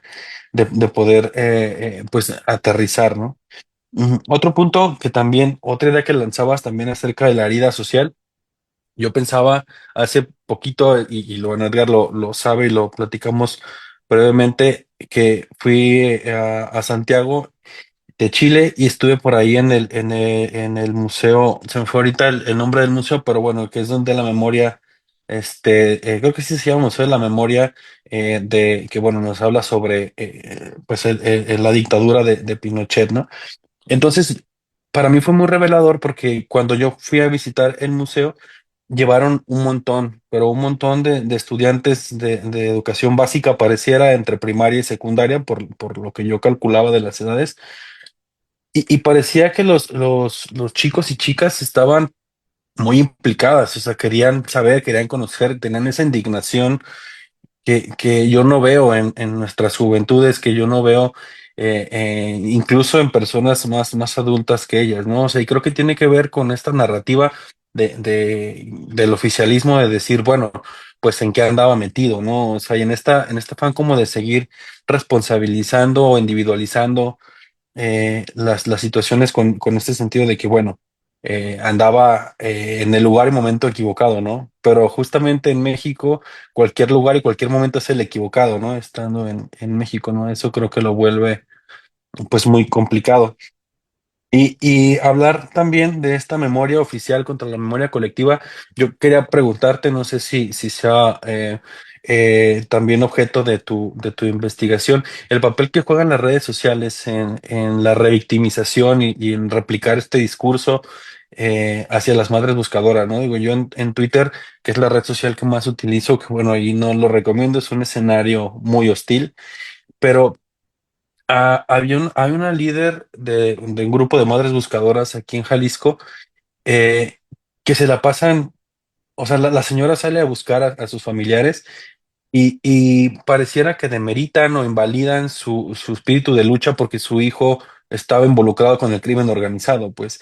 Y entonces pareciera otra vez, ¿no? Que el tipo, o sea, que son decisiones individuales, ¿no? Y pareciera que las condiciones materiales no juegan en cómo las personas llevan a tomar decisiones, ¿no? O en el caso pues un montón de casos en los que las juventudes son partícipes de la violencia y otra vez, ¿no? O sea, dicen, no, pues es que debería estar estudiando, efectivamente, ¿no? O sea, debería poder tener las condiciones para estar en otros contextos. Y finalmente, yo no sé si pasa también así lo alcanzo a percibir cuando insisto, ahora que estoy estudiando el padecimiento, cuando llega esta cronicidad, pues hay una ruptura de la identidad, ¿no? O sea, de la persona que era la persona en la que me estoy convirtiendo y pues es un proceso como de transición y adoptar esta parte, ¿no? Y por lo que te escuché, pareciera que también se da esta ruptura de identidad en las personas que son familiares de personas desaparecidas. Y yo no sé, pero pareciera que pierden como la esencia, ¿no? Y es como un proceso de transformación y donde tienen también, pues, esta agencia que les permite, pues, pues, como buscar o transformar la realidad en la que viven de sus espacios, ¿no? Entonces, pues, no sé, eso son algunas reflexiones que rescaté de tu ponencia, que insisto, o sea, creo que es de mucho valor, académico y personal, pues. ¿Quieres contestar algo, Miguel? Adelante. Sí, muchas gracias, Manuel, por tus comentarios. Muchas gracias, Edgar. Este, mira, esto que está, creo que es esencial cuando entendemos que la memoria oficialista busca darle valor a las personas y ponerlos en una escala, como bien lo decía nuestro colega Edgar, amigo, es cuáles son los cuerpos que valen, cuáles son las vidas que realmente valen, y entonces esas son las que, pues a las que vamos a darles prioridad, ¿no? Y a propósito de cuando se revictimizan y dicen, pues es que andaban en algo, ¿no? Yo les voy a contar la historia de una madre buscadora súper luchona. Ella reconoce que su hijo consumía, y entonces en un punto de la investigación le dicen, pues es que él andaba, ¿no? O sea, él iba al punto, él casi casi que por algo, ¿no? Y les contestó algo que a mí, o sea, claro que me sacudió porque dice que ella les dijo a los policías de investigación, les dijo, este, que si su hijo había cometido algún delito, que por favor entonces se lo trajera para que pagara para que fuera juzgado. Y les digo, ¿y qué le dijeron los policías? Se quedaron callados. Porque o sea, es una cuestión tan de sentido común, pero como estamos así alienados, pues no la percibimos, ¿no? Por supuesto que si alguien cometió un delito, se supone que por eso ahí está un Estado, ¿no? Que debería de juzgar y debería de castigar, dado el caso, sancionar. Pero lo que dice esta buscadora es, este, pues tráelo y lo castigamos. Es más, yo mismo quiero que me lo traigas porque yo también lo quiero regañar, ¿no? Yo voy a ser la mamá que le va a decir por qué. Pero aunque fuera el caso de que fuera la peor persona, a nadie le da derecho a ocultarlo, a destruir su cuerpo y a dejarnos en este estado de dolor, pues infinito, crónico, ¿no? Insostenible. Y si se permite eso, entonces pues ya no hay pacto social, ¿no? Si no, si uno comete un delito y quien te va a juzgar puede ser cualquier persona que no sea el Estado, entonces pues ¿para qué queremos un pacto social? No tendría trascendencia.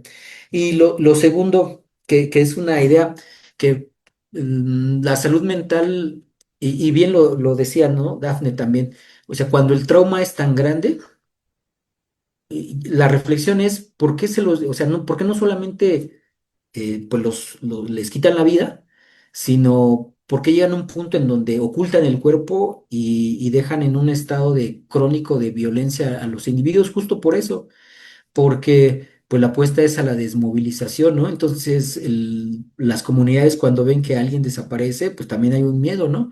Y el mensaje es, si tú no haces, si tú no actúas como está diseñado este mundo, entonces también te va a pasar a ti. Pero la señora en la viñeta, la señora Katy dice, es que ya no sabes ni qué.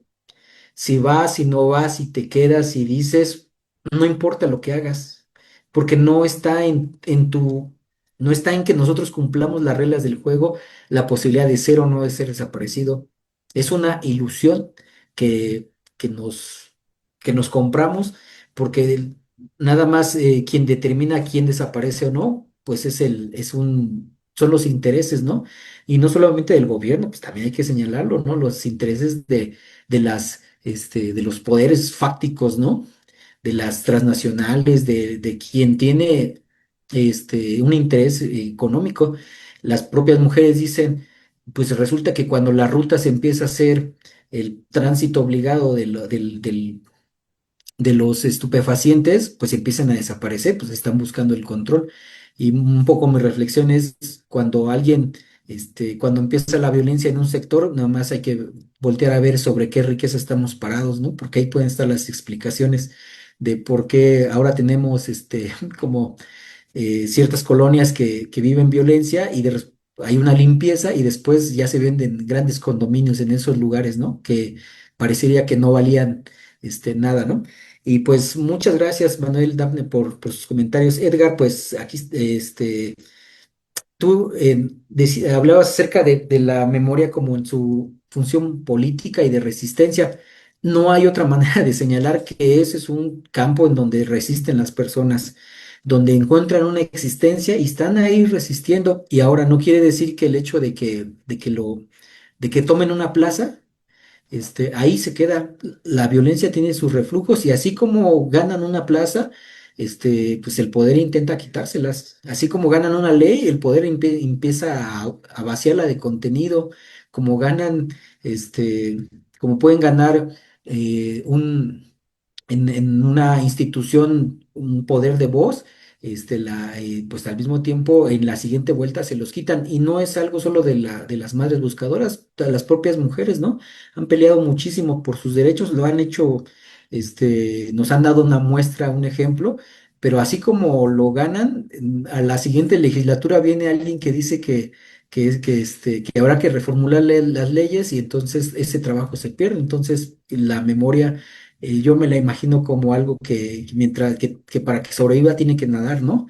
Porque si se deja, pues se hunde, ¿no? Se hunde en el sentido de que hay intereses que quieren que están buscando que no se reivindique la dignidad de las personas, que no haya una dignificación de las personas desaparecidas, independientemente, y lo vuelvo a repetir, de, de, de este mensaje donde dicen, pues es que son bajas colaterales, ¿no? ¿Cuáles son? O sea, que entonces si hay bajas que importan, ¿no? O sea, cuando te dicen ahí que alguien era prescindible, entonces la pregunta es, o yo me hago la pregunta, ¿yo en qué lugar estaré, no? ¿Qué etiqueta traigo aquí en mi cabeza? ¿No? ¿Prescindible o imprescindible, no? Prescindible creo que la mayoría. Bueno, pues solamente ese comentario, mi amigo Edgar y Manuel Dafne. Qué poderosa esta última parte, ¿no? Porque creo que cuando la memoria se despolitiza y cuando la memoria se piensa como un proceso intrapsíquico, intracraneal, entonces no nos damos cuenta que sobre nuestras cabezas, para los poderes fácticos, como tú mencionas, perfectamente pueden estar colgados carteles con el precio de la desaparición y la muerte. Desgraciadamente, casi todos esos carteles son muy baratos, ¿no? Se paga muy poco por nuestra desaparición, se paga muy poco por nuestra muerte, y creo que en esto que dices, ¿no? Como de los movimientos de mujeres, como hay como una apropiación de los espacios de la memoria, ¿no? En Guanatos, en Guadalajara, acá mismo en la Ciudad de México para los que estamos viviendo, como siempre también hay esto que denominas, ¿no? Hasta con la metáfora corporal, un reflujo, y donde está la glorieta de las mujeres que luchan, ya quieren plantar un arbolito, y pues, ¿para qué recordar tanta violencia, no? Mejor llamémosle glorieta de la jacaranda, que ya el mundo está muy pesado como para recordarlo diario, pero es que si se deja de recordar, de muchas maneras se deja de existir. Entonces, hay que hacerlo vivir, incluso el dolor, como tú dices, que nos despierta la conciencia. Y claro, ¿quién se quiere despertar así, no? Como tú dices, no es una cuestión de ensalzarlo, pero creo que sí es una cuestión de acompañarlo y de aprender para que otros no tengan que despertar de esa manera, para que haya otras formas de despertar a la conciencia menos violentas, ¿no? Entonces, Miguel, yo te agradezco un montón. Desde que te conozco, me inspiras, ¿no? Eh, Tengo además la suerte también de poderte llamar amistad, y creo que este tipo de trabajos académicos son los que necesita la academia, y es la academia en la calle, ¿no? Ya como que dejar de estar en nuestra torre blanca pensando, y yo creo que se debería hacer esto desde acá, y salir y, como tú dices, aprender, ¿no? Aprender, porque si las personas están viviendo, es que seguramente algo saben para vivir en esas condiciones que yo creo que nos ponen al 99% de la gente y tronamos, ¿no? Entonces, escucharles con humildad, y que esa humildad se convierta en admiración, ¿no? Y que esa admiración se convierta en ejemplo. Entonces, yo no sé si quizá haya algunas últimas palabras. Hay personas que ponen cosas interesantes en el chat para comenzar. El colectivo de Madres Buscadoras de Nuevo León, ¿no? Te manda saludos, te dice que gracias por acompañarnos y estar para seguir en la lucha hasta encontrarles. Y fíjate qué potente, ¿no? Lo que pone Maricela Alvarado. Dice, solo pedimos más empatía. No es posible que las desapariciones se vuelvan normales. Por eso hay que alzar la voz. Son seres humanos y merecen ser encontrados. Luchar por ellos y no ver las cosas tan normales. Y nos dice la misma Marisela, ¿no? Así es. Yo puse mi altar de mis familiares, pero a mi hijo no lo puse porque aún no he visto su cuerpo ya fallecido. Y es difícil pensar en eso. Tengo casi 15 años de angustia y de dolor. Es potentísimo. Gracias, Marisela, por continuar, por seguir esta transmisión. Yo no sé si quisieras dar unas... No me gusta jamás mencionar las últimas palabras, pero quizá palabras de enlace para un siguiente encuentro, para seguir en estos motivos, ¿no? Entonces, adelante, Migue, y contigo, así como iniciamos, así cerramos con tu voz. Sí, pues desde aquí le conducimos un abrazo enorme a Marisela. Ella me ha enseñado tantas cosas que el agradecido soy yo. Siempre estaba presente las cosas que aprendí. Es una persona súper, súper luchadora, este, aguerrida y creo que muchas de las palabras que yo he dicho ahí pues han sido tomadas de sus discursos, de sus formas de entender y desafiar esta realidad descarnada. Entonces, no tengo más que palabras de agradecimiento para el colectivo Buscadoras. También me siento en muchísima deuda porque de todo lo que me han dado, pues ahí vamos regresándoles un poquito. Pero lo que hacemos lo hacemos con mucho cariño. Marisela, recibe un abrazo enorme, Luisa, Lulú, este, todas, cuídense mucho y aquí estamos en ese acompañamiento y agradecerles a ustedes también, pero por supuesto que el espacio, este, estos son esos actos cotidianos que llevan a pues crear una memoria diferente. Digo, pues vamos a llegar a personas pues que también van a identificarse, ¿no? No tal vez en la desaparición, pero sí en las violencias que viven todos los días. Y pues de ahí empieza a surgir, ¿no? La posibilidad de movernos hacia, o de generar nuevas cosas, ¿no? Ante esta realidad descarnada. Yo les agradezco muchísimo, Manuel, Dafne, Edgar, el espacio que nos han brindado y les invito a quienes nos ven en la transmisión, sea en este momento o en un futuro, por ahí vayan a la página de Buscadoras Nuevo León, denles un clic, un me gusta, un like, sigan su publicación, denles compartir a lo que ellas están haciendo, porque ahí también eso ayuda muchísimo, ¿no? Hacen eventos para, pues, hacerse de fondos para continuar la búsqueda, porque hay que decirlo, ¿no? Aquí no hay recursos por parte del gobierno, no hay ese espíritu de acompañamiento y solidaridad.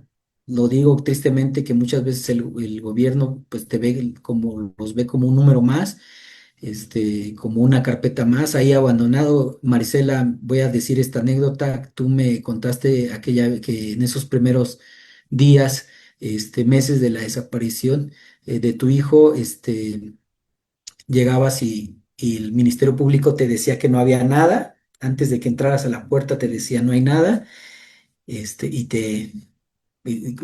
casi que ya ni entraras, ¿no? Y mírate, estás aquí, no, no, lo tienes presente y sigues en la lucha.